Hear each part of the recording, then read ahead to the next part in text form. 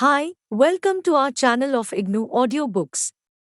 Indira Gandhi National Open University, School of Continuing Education, Certificate Programs, Certificate in Food and Nutrition, CFN-3.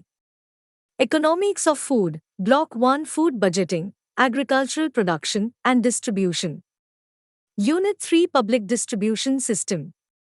Though it is important to produce the required amount of food for a country, yet its distribution to the public, in a way that the weaker sections of society also get their share, is equally important. In this unit, you will learn about the working of the public distribution system of food through outlets like fair price shops. 3.0 Objectives. After studying this unit, you will be able to times explain and define the working of the public distribution system. Times relate the working of the public distribution system to benefits for the consumers. Times identify the benefits of fair price shops, and times explain the concept of food subsidies. You are listening to this audiobook on Audio Learn IGNOU. 3.1 Introduction. The system of the government and its agencies supplying the essential commodities to the consumers at reasonable prices is called the Public Distribution System, PDS. Let us try to understand how it began in our country. The institution of fair price shops came into existence during the Second World War. Earlier, the government had made arrangements to open grain shops in different industrial and rural areas for the distribution of specified quantities of food grains at subsidized rates to laborers. To stabilize the prices of food grains, the government organized fair price shops where cardholders could make purchases at fixed prices. Thus, the government tried to influence the prices in the open market. The central government formulated a scheme in 1956 for the extensive sale of food grains through fair price shops. All the state governments were asked to open a large number of fair price shops mainly for the distribution of rice and wheat. The total distribution of food grains in 1956 from the government stocks was 2.1 million tons. Till 1992, PDS was a general entitlement scheme for all consumers without any specific target. In June 1992, revamped public distribution system, RPDS, was launched in tribal, hilly and drought-prone areas. Its main aim was to strengthen and streamline the PDS as well as to improve its reach in the far-flung, hilly and inaccessible areas where substantial sections of the poor live.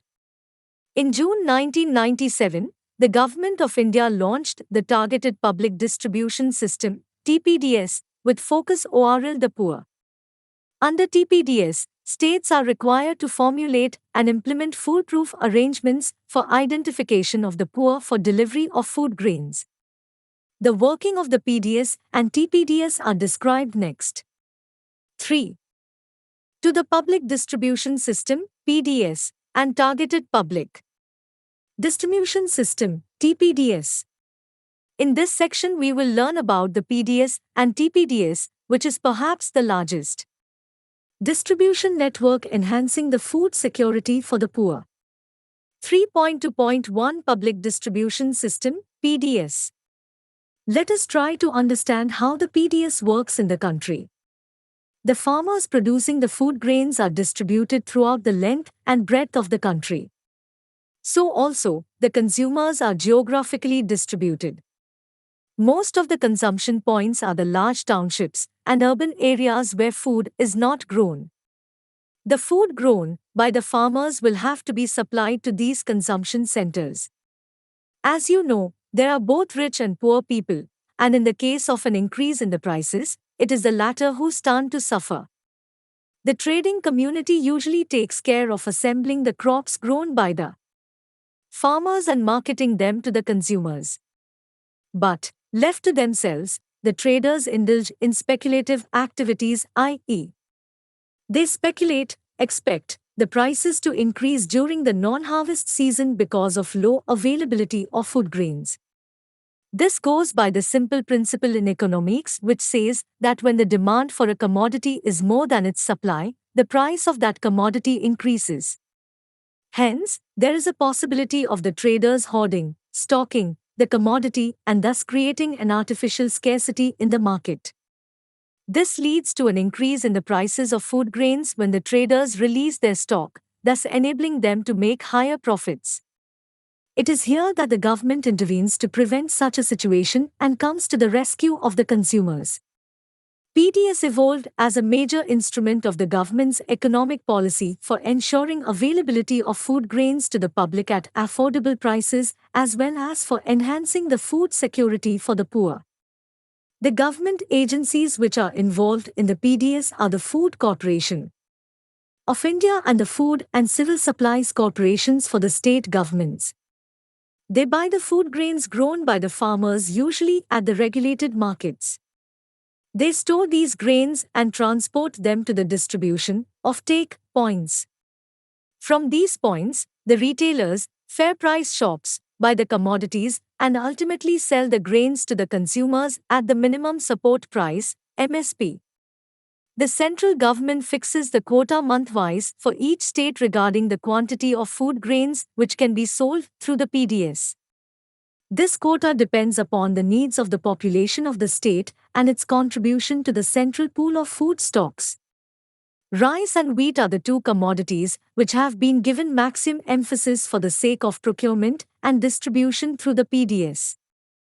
These commodities are not standardized 21 CFJCII/1 throughout the country because the needs of different states are different. Hence, you see that some state governments are distributing many commodities of common use through fair price shops such as wheat, rice, sugar, kerosene, etc. PDS as it stood had been widely criticized for its failure to serve the population below the poverty line, BPL, its urban bias, and limited coverage. So the Government of India launched the Targeted Public Distribution System, TPDS, with focus on the poor. In the next subsection we will try to understand how Targeted Public Distribution System, TPDS, works in the country. 3.2.2 Targeted Public Distribution System, TPDS. The PDS, till 1992 was a general entitlement scheme for all the consumers without special targets. In 1997, the TPDS became targeted, wherein different ration cards were issued to households below poverty line, BPL, and those above poverty line, APL, and each category having different entitlements. Conceptually, the transition from universal PDS to TPDS was a move in the right direction, as it was designed to target all the poor households and raise the unit subsidy and ration quota considerably for them. The targeted public distribution system with the focus on the poor is therefore a means of distributing food grain and other basic commodities at subsidized prices through fair price shops, FPS. 3 distinctive ration cards are issued under this scheme in the following categories. A. Below poverty line, BPL determination of the families under this category in various states is based on the recommendations of the Planning Commission. A fixed quantity of 35 kilograms food grains per family per month is issued under this category. The stocks are issued at highly subsidized rate of Rs. 4.15 per kg of wheat and 5 rupees and 65 paise per kg of rice. B. Antyodaya Anna Yojana. During the year 2000 to 2001, Government of India decided to release food grains under Antyodaya Anna Yojana. Under this scheme, the poorest strata of population out of earlier identified BPL population is covered. Food grains are being provided to poorest of the poor families out of BPL families at highly subsidized rates of 2 rupees per kg of wheat and 3 rupees per kg of rice by Food Corporation of India. They are issued 35 kilograms of food grains per family per month. This is the biggest scheme in the world with a view to enhance the food security at the household level. C. Above poverty line, APL, families which are not covered under BPL are placed under this category. The stocks are issued at central price of 6.1 rupees 0 per kg of wheat and 8 rupees and 30 paise per kg of rice. This category receives 35 kilograms of food grains per family per month. Identification of BPL and Antyodaya families under TPDS. State governments formulate suitable guidelines for the purpose of identification of families living below the poverty line, including the Antyodaya families, as per the estimates adopted by the central government. The state governments also involve the Gram Panchayats and Nagar Palikas in identification of BPL families. The main thrust is to include the really poor and vulnerable sections of the society such as landless agricultural laborers, marginal farmers, rural artisans, craftsmen such as potters, toddy tappers, weavers, blacksmiths, carpenters, etc. In the rural areas and slum dwellers and persons earning their livelihood on daily basis in the informal sector like potters, rickshaw pullers, cart pullers, fruit and flowers sellers on the pavement, etc. In urban areas. 3.3 Working of the public distribution system. Targeted public distribution system. You will now see how the TPDS helps the consumers. There are two important concepts which you have to understand. They are the market price and the issue price. Market price is the price of a commodity prevailing in the open market. You usually concentrate on the wholesale P&C and the open market. This is because the retail price depends upon the wholesale price. Issue price is the price at which the government releases, sells, its stock to the retailers, fair price shops, for distribution. Here again, the price you pay in your shop will be more than the issue price itself. The information on prices will usually be converted to index numbers, price indices, to facilitate a better comparison between different points of time. In very simple terms, the price index can be estimated in the following way as already highlighted in section 9.5, Unit L. Price of wheat in 2001 to 2002, 700 rupees per quintal. Price of wheat in 2007 to 2008, 960 rupees per quintal. Let us assume the base year as 2001 to 2002, i.e. we want to observe the changes in the prices of wheat over a period of time in comparison with those prevailing in 2001 to 2002. Therefore, the price index of wheat for 2001 to 2002 is equal to 700 divided by 700 times 100 is equal to 100.00. 2007 minus 2008 equals 960 divided by 700 times 100 is equal to 137.00. Remember that index numbers are all pure numbers without any units. Now you can say that the price of wheat has increased by almost 37%. Between 2001 to 2002 and 2007 to 2008. The benefit to the consumers due to the TPDS can be realized when you compare the movement of wholesale, open market, prices and issue prices over the years. The following table clearly shows the movements of the two between 2002 to 2003 to 2007 to 2008 in India. Table 3.1 Wholesale price and central issue price for wheat and rice, as el quintal. Look at the screen for table content. Looking at Table 3.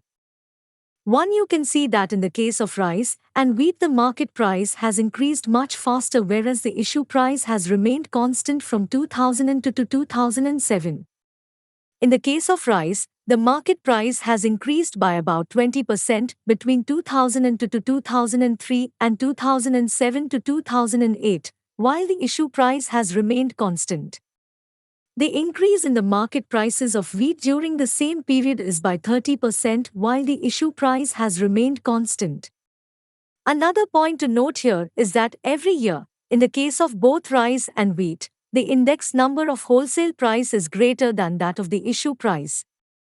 These results indicate that the consumers have derived benefits from the TPDS in the form of paying lower prices for the commodities they have purchased.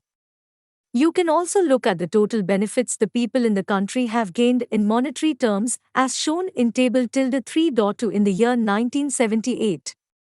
Table 3.2 Computation of benefits to consumers in 1978 due to the distribution of rice and wheat. Look at the screen for table content. Table 3.2 indicates the extent of monetary benefits the people of India have gained due to the distribution of rice and wheat by the government agencies. The consumers have gained by about Rs. 63 crore during 1978. In fact, the amount of gain was as high as Rs. 264 crore during 1975 because the difference between the market price and the issue price of rice was as high as Rs. 66.80 per quintal. The amount of gain to the consumers, as you see from the table, also depends upon the quantity of the commodities sold from out of the government stocks. You have seen how the consumers can derive benefits from the TPDS. You should not forget that the benefits not only include the availability of food grains at lower prices but also the availability of the commodities throughout the year. The TPDS in India is recognized as a permanent feature of the strategy to control prices, to reduce fluctuation in prices, and to achieve an equitable distribution of essential commodities, i.e., all people can have access to buying the essential items at reasonable prices. The TPDS involves a very good coordination between production, procurement, transportation, storage, and distribution. Commodities recognized for sale by TPDS. The Government of India has recognized the following commodities as essential items reflecting the needs of the common man. 1. Cereals, rice and wheat. 2. Sugar. 3. Edible oil. 4. Soft coke, for fuel. 5. Kerosene. 6. Controlled cloth. 7. Tea. 8. Coffee. 9. Toilet and washing soaps. 10. Match boxes. 11. Exercise books for children. Public distribution system. However, the central government has confined its responsibilities to the 4 commodities viz. Wheat, rice, sugar and kerosene oil. These 4 commodities form the core of the TPDS. It is not necessary to standardize the commodities sold throughout the country through the TPDS because the needs of different states will be different. Hence, you see that some state governments are distributing a large number of essential commodities through fair price shops. The central government also helps the state governments in acquiring many commodities of common use like razor blades, toilet soaps, cycles, and tubes, etc., at wholesale prices for distributing through the fair price shops. The working of the TPDS is periodically reviewed in consultation with the state governments. At the central government level, an advisory council on the public distribution system has been constituted to review its working from time to time. All the state governments have also established such advisory councils at district and tehsil levels. Expansion of the PDS has been an important point of action in the 20-point program. Special emphasis is laid on increasing the number of fair price shops in the areas which have not been sufficiently served by the PDS. Hence, the expansion of PDS to TPDS is supplementary to the poverty alleviation programs. You are listening to this audiobook on Audio Learn IGNOU. 3.4 Fair Price Shops. As the name itself indicates, a fair price shop is one in which the commodities are sold at reasonable and fixed prices. As far as possible, the government recognizes the cooperative stores as fair price shops. However, many private traders are also permitted to sell the commodities through the TPDS by being recognized as fair price shops by the government. At present, there are 4.5 lakhs fair price shops in our country. These fair price shops are scattered over both the urban and rural areas. The BPL, APL families can derive benefits from them. As mentioned earlier, several essential commodities are being sold by the fair nice shops. The more important of these commodities are food grains, sugar, edible oil, and kerosene oil. In our country, there is a system of rationing followed for distribution of commodities by the fair price shops. In fact, they are more popularly called ration shops. Any person or family willing to buy commodities from the ration shops should possess a ration card. The ration card, which serves as a permit, will be issued only by the Directorate of Food and Civil Supplies of the concerned state government. On application to the Directorate, a ration card is issued to a family. The family is also referred to the particular shop from where they can buy their supplies. All families living in the jurisdiction of a particular office, directorate, are eligible to become ration card holders. The major advantage of buying your requirements from a ration shop is that you can get the commodities at lower prices as compared to buying the same in the open market, any other shop. Secondly, the prices at which these commodities are sold in the ration shops do not fluctuate as much as they do in the other shops. For example, the price of edible oils increases during the festive season in other shops, while in the ration shop it does not. Hence, you are assured of your quota of commodities at stable prices. The rationing system has been particularly helpful to the poorer sections of society. As you learnt in the first unit, the poor spend a very large portion of their income on food articles. So, when these commodities are available to them at lower prices, they will be benefited. Further, because the ration shop network is fairly widespread, they can have access to these commodities close to their homes. Thus, the government's policy relating to the public distribution system and the fair price shops go together. This policy has helped all sections of the population to avail the essential commodities at stable prices. Check your progress. Exercise 1. 1. What happens if the distribution of food items is entirely left to the traders? 2. Explain briefly the procedure adopted in the public distribution system. 3. Differentiate between market price and issue price of food grains. 4. What is a price index? How does it help us? 3.5 Food subsidies. A subsidy is that component of the total price which a buyer need not pay. Food subsidy is one which helps the consumer buy his food at cheaper rate than what he would have actually paid for. Subsidies are usually awarded by the government, either central or state. The main intention of a subsidy is to help the buyer purchase his requirements at cheaper prices. In fact, subsidies are sometimes also used to encourage the consumption of some commodities. Examples of such subsidized products include new commodities sold in the market or indigenously produced goods as against imported ones. Subsidies may come either in the form of absorption of certain costs by the government or in the form of cash. You may have observed that during the loan melas, when loans are given to poor people, it will usually be in the form of providing productive assets like sewing machines, etc. Out of the total loan of Rs.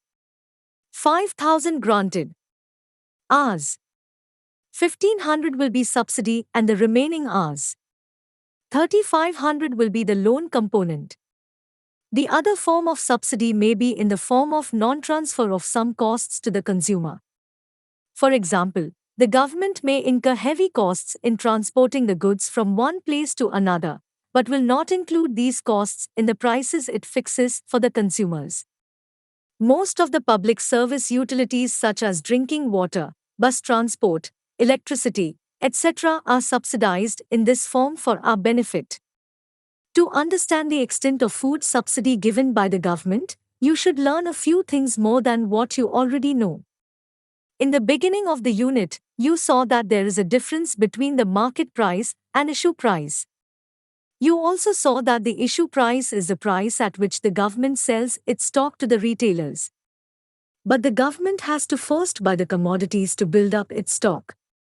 The procedure of buying stocks by the government through its agent, i.e., the Food Corporation of India, FCI, is called procurement.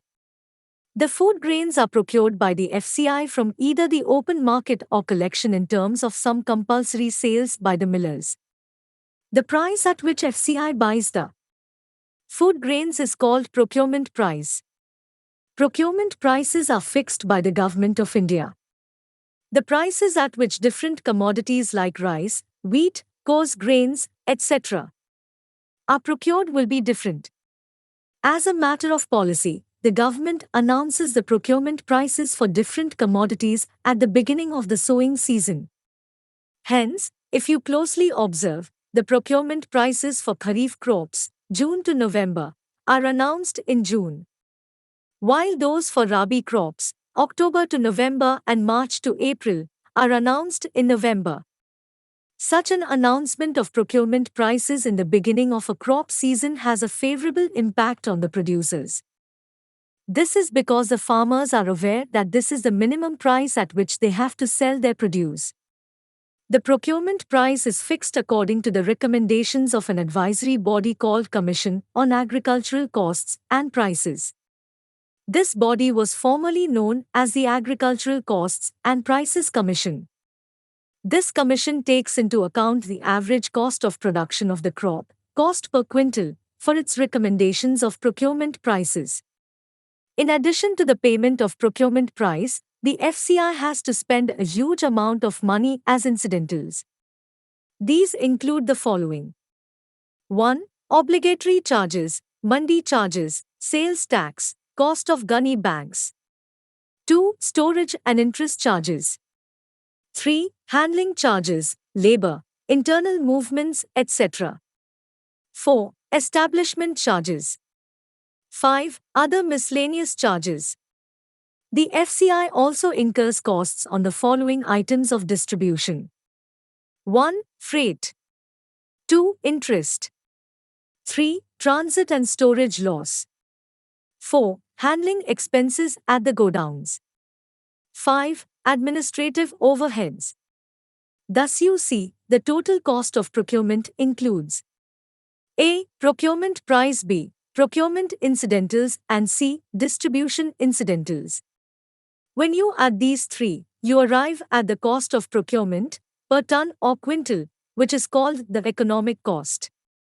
The difference between the economic cost of procurement and the central issue price of a commodity is what is considered as consumer subsidy. The benefit of this subsidy directly goes to the consumers. Similarly, the consumer subsidy is worked out for all the commodities procured and distributed separately. Table 3.3 gives the economic cost and central ISS prices of wheat and rice and subsidy provided by Government of India in 2006 to 2007. Table 3.3 Economic cost and central issue prices of wheat and rice and subsidy provided by Government of India. Look at the screen for table content.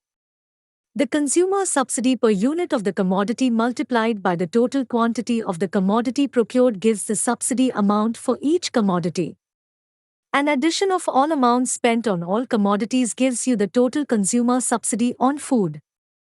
The table 3.4 indicates the method of calculation of consumer subsidy. Table 3.4 Economic cost of wheat and rice 2007 to 2008 QE, quick estimate. In hours per quintal. Look at the screen for table content. Similarly, economic cost of procurement can be worked out for other commodities, like rice and coarse grains. In the year 2005 to 2006, the Government of India subsidized food grains in the following manner. Subsidy on wheat is equal to Rs. 7,631.30 Cr. Subsidy on rice is equal to Rs. 13,272.25 Cr. Coarse grain is equal to 11.67 crore rupees. Total consumer subsidy is equal to Rs. 20,915.23 Cr. Another important component of food subsidy is the expenses incurred on maintaining the buffer stock of grains. In very simple terms, buffer stock is the total quantity of grains held by the government agencies, mainly the Food Corporation of India, to meet any emergency requirements of food grains during times of shortage of production. For instance, in the year 1987 to 1988, when the entire country was affected by drought, there was a shortfall in the production of food grains to the tune of about 20 million tons. Table 3.5 depicts the total stock in the central pool as on 9th March. Table 3.5, the total stock in the central pool as on 31,103 by 2009, figure in lakh metric ton. Look at the screen for table content. This buffer stock is needed to stabilize the availability of food grains in the country as well as to stabilize their prices. Maintaining these buffer stocks involves costs to the government. These costs include cost of money used, interest, storage charges, administrative costs, etc. These costs are almost entirely borne by the government. These are called carrying costs of buffer stock. In the year 2005 to 2006, the government spent a total of Rs. 428.75 crores to maintain the buffer stock. In sum, food subsidy is a sum of consumer subsidy and carrying cost of buffer stock. The total subsidy given by the government in 2005 to 2006 amounted to Rs. 21,343.98 crores. The major advantage of food subsidy granted by the government is to the consumers themselves. Consumer subsidies help the consumers get their food grains at cheaper prices. Expenditure on carrying buffer stocks helps the consumers by way of stabilizing the availability of food grains as well as stabilizing their prices. Check your progress exercise 2. 1. List the commodities whose distribution is carried out by the central government. 2. Mention the important benefits in buying the essential commodities from a fair price shop. 3. What are the components of food subsidy? Explain each in brief. 4. How does buffer stock help the consumers? Thank you. We will see you in the next video. 3.6 Let us sum UP. In this unit you have learnt the meaning, origin and working of the PDS and TPDS system. You have also identified the commodities sold by the TPDS. You have understood the concept of a fair price shop and the way the consumers are benefited by the fair price shops. You are now familiar with the concepts of food subsidy, procurement price, and buffer stock, and also the manner in which these are operated by the government. You will now appreciate the benefits which the consumers gain from the government's policy of the public distribution system. You are listening to this audiobook on Audio Learn IGNOU. 3.7 Glossary. Buffer stock, stock of essential commodities held by the government to meet emergency situations. Consumer subsidy. The difference between the economic cost of procurement and the issue price of a commodity is consumer subsidy. The non-transfer of certain costs to the consumer such as procurement and distribution incidentals by the government forms the consumer subsidy. Fair price shop. A retail outlet where essential commodities can be bought at prices fixed by the government. Food subsidy. A subsidy is that component of the total price which a buyer need not pay. Food subsidy is one which helps the consumer buy his food at a cheaper rate than what he would have actually paid for it. It is the sum total of consumer subsidy and carrying cost of buffer stock. Freight. Goods transported by commercial transport. Issue price. The price at which the government releases its stock. Market price. The price prevailing in the open market, wholesale. Price index. An indicator of the percentage change in price with respect to a base period. Procurement price. The procedure of buying stock by the government through its agent, Food Corporation of India, FCI, is called procurement price. Public distribution system, the system of the government distributing essential PDS commodities through fair price shops. Procurement, the process of government buying commodities from producers to supply them to consumers through public distribution system. Rationing, the system of quota of essential commodities permitted to be bought under the public distribution system. 3.8 Answers to check your progress exercises. Check your progress exercise 1. 1. If the distribution of food items is entirely left to the traders, there is a possibility of the traders hoarding, stocking the food items and thus creating an artificial scarcity in the market. This leads to the increase in the prices of food grains when the traders release their stocks, thus leading to higher profits for them. Under these circumstances, it is the poor who stand to suffer the most. 2. In the public distribution system, the government agencies like Food Corporation of India, FCI, and the Food and Civil Supplies Corporation of the state governments buy the food grains from the farmers at a regulated market. These agencies store the grain bought, transported to the distribution of take point from where the retailers, fair price shops, buy the food items for selling to the consumers. The month-wise quota for each state is fixed by the central government. This quota depends upon the needs of the population of the state. 3. The market price is the price of a commodity prevailing in the open market. The issue price is the price at which the government releases, sells its stock to the retailers, fair price shops, for distribution. Though the price one pays in the fair price shop is more than the issue price, it is still much lower than the market price. 4. Price index is a figure which indicates the current level of price of a particular commodity as compared to a previous level or base price. The index number. Price indices facilitate a better comparison of prices at different points of time. Check your progress exercise 2. 1. The commodities whose distribution is carried out by the central government are wheat, rice, sugar, edible oil, kerosene, soft coke, controlled cloth. 2. The important benefits to the consumers in buying the essential commodities from a fair price shop are: I. One can get the commodities at lower prices as compared to buying the same in the open market. 2. The prices do not fluctuate much.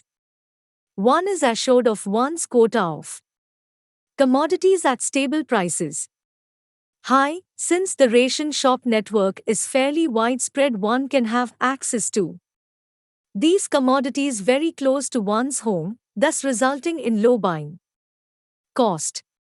3. The food subsidy is the sum total of consumer subsidy and carrying cost of buffer stock.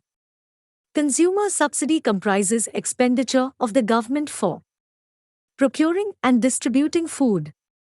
Besides the procurement price, the government spends on procurement incidentals such as mandi charges, sales tax, cost of gunny bags, storage, and miscellaneous charges. Similarly, the distribution incidentals of the government include freight, interest, transport, and storage losses, handling expenses at the godowns, and administrative overheads. The difference between the total cost of procurement, economic cost, and the issue price is consumer subsidy, the benefit of which goes directly to the consumers. The carrying costs of buffer stock include cost of money used, interest, storage charges, administrative cost for maintaining the buffer stock, etc., which are almost entirely borne by the government. 4. The buffer stock helps the consumer by stabilizing the availability of food grains in the country and by stabilizing the price of food grains. The buffer stock of Food grains is utilized to make up the shortages in times of emergency such as drought, flood, etc. If the buffer stock does not make up this shortage, the prices of food grains in the market will shoot up and the food grains will not be available to the needy sections of the population. Guidelines for starting your own kitchen garden. A kitchen garden should be of interest to all of us whether we live in a village, town, or city. The kitchen garden in a village will, of course, be quite different from the one in the city. This is because the village dweller will probably have much more land available. Even if you do not have land for a kitchen garden, there is no need to be discouraged. People living in multi-storied buildings have developed another type of garden, the roof or veranda garden. Vegetables are grown in boxes or pots, and special arrangements are made on the roof itself using waterproof cement or polythene sheet lining. Waste plastic shopping bags can be best utilized for the purpose. The following section will give you some important practical tips in planning a kitchen garden and growing some of the common vegetable crops.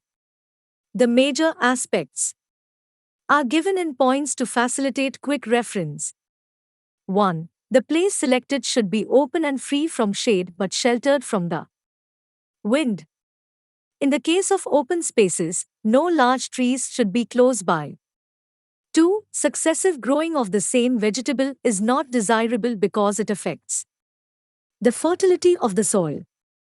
This is the reason why crops are rotated and different vegetables are grown in successive seasons. 3. Intercropping can be resorted to in addition to rotation. This is the practice of growing generally two or sometimes more types of vegetables at the same time on the same island. The advantage of intercropping is that it reduces the possibility of attack by the pests. 4. Certain crops such as beans and peas return to the soil those nutrients which other plants remove. Hence, they can be alternated with other crops. Also, plants with deep roots, carrots, radish, should be alternated with those with short roots, beans. 5. It is essential not to grow crops on the land for a few months in each year. For example, in dry and hot climates, the best time to lay off is summer. During this period, the soil is exposed to the air. This has a desirable effect in killing pests and restoring nutrients. 6. Seeds should be obtained in time from reliable farms and sown in small quantities at intervals of a few days. 7. The cold season vegetables, peas, cauliflower, are sown from August to December in the plains and from February to June in the hills. The time for sowing hot season vegetables, cowpea, okra, is from January to April in the plains. In places where the cold season is very short, only early maturing varieties should be grown. Sowing should never be done when the soil is wet. 8. You will find that many improved varieties of vegetables have been developed. The names of some varieties, in brackets, are chili, NP, 46A, onion, E, grano, pusa red, okra or bhindi, pusa savni, brinjal, PNSA purple long, pusa kranti, cauliflower, pusa katki, snowball, radish, rapid red, Japanese white, pusa desi, white icicle, potato, chamatkari, alankar, kufri sindhuri, cowpea, pusa falguni, pusa dofasli, cabbage, golden acre, drumhead, cluster beans, pusa nobhar, French beans, contender, carrot, nance, beetroot, crimson globe, turnip, purple top white, globe or snowball, nol khol, white Vienna, peas, Bonneville, arkle, tomato, Sue, pusa ruby, S120. 9. The sowing methods used are different for each type of vegetable. Public distribution system. A. Palak and other greens, seeds are sown close to the surface, less than a cm below surface. B. Carrot, radish, seeds are sown 1.25 to 1.5 centimeters apart, then covered with soft soil, and later when the seedlings sprout, they are sown again at a distance of 10 to 15 centimeters. C. French beans, dwarf seeds are sown 1.25 centimeter deep in parallel arrows. Long cuts at a lower level than the rest of the plot, 25 to 35 centimeters apart. D. Okra, seeds are sown in furrows with rows separated by a distance of 50 centimeters or more. E. Peas, runner beans, seeds are planted in rows as far apart as y to 1 meter. Thank you. We will see you in next video.